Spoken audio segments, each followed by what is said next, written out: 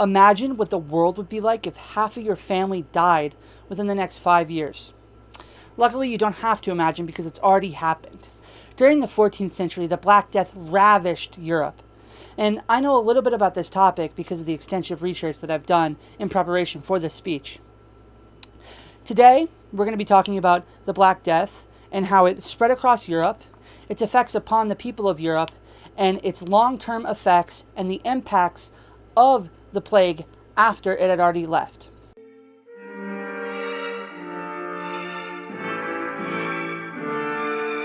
First, I want to talk about the initial spread across Europe. There are two predominant theories about the initial spread. The first theory is what I like to call the Silk Road theory.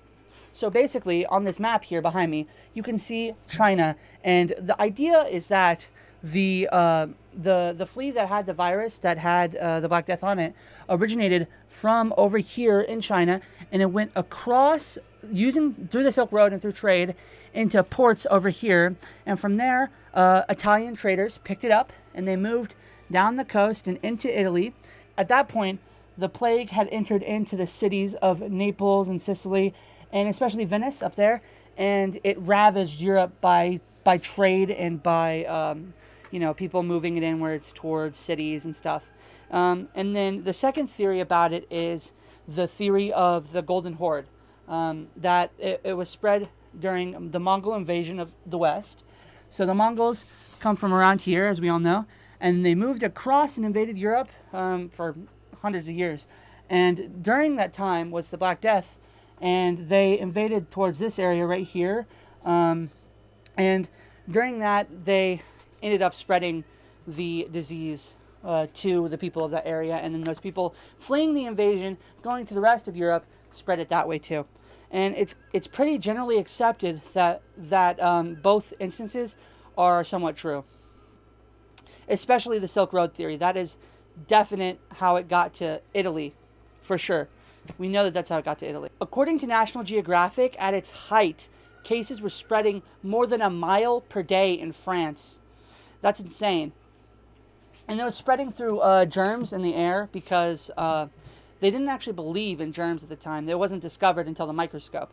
So what they believed was that through bad air, you would get the disease, right? So they had all the plague doctors, you see them with those big noses, that was actually packed with like tea and herbs and stuff to keep them like breathing fresh and good air because they believed that that was how you got the disease. And they were slightly correct because the disease was spread from person to person through germs in the air. Next, I want to discuss the plague's effects on Europe. Now, the plague fundamentally changed Europe in a few ways. Many people had died or were displaced during the plague.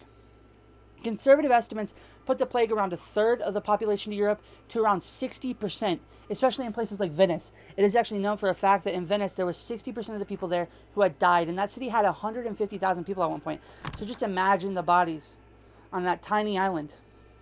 Terrible. It's super sad to think about.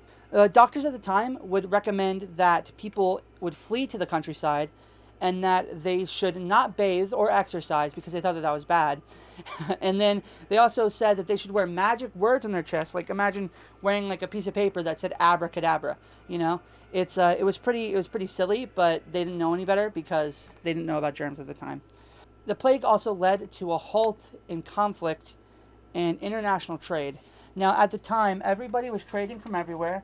You know, people were fighting each other. People were, getting angry over a bunch of lines and a bunch of maps, and they decided that it wasn't really worth it because there weren't enough people to fight.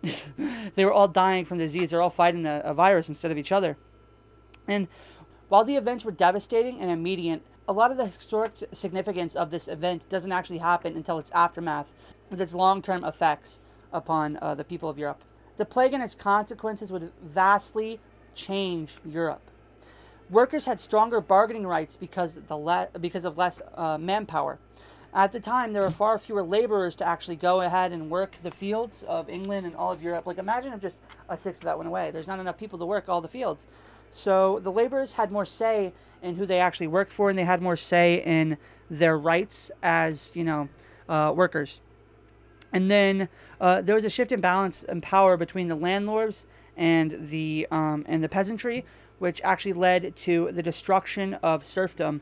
According to Professor Armstrong from Purdue University, it actually ended serfdom and increased social mobility across Europe. To wrap it all up, today we talked about the Black Death, we talked about how it spread across Europe, we talked about its effects, and we talked about the long-term impacts and the aftermath of the plague. Now, this is only a small synopsis of the Black Death. I have linked all of my sources in the description, and in the iCard I put a few videos that are pretty entertaining. I don't know which side it is. It's either one of these, but they talk about the Black Death a bit. I linked a documentary as well. I think you might enjoy that if you liked what I talked about today. Thank you for watching. I really appreciate it, and I hope you have a good day.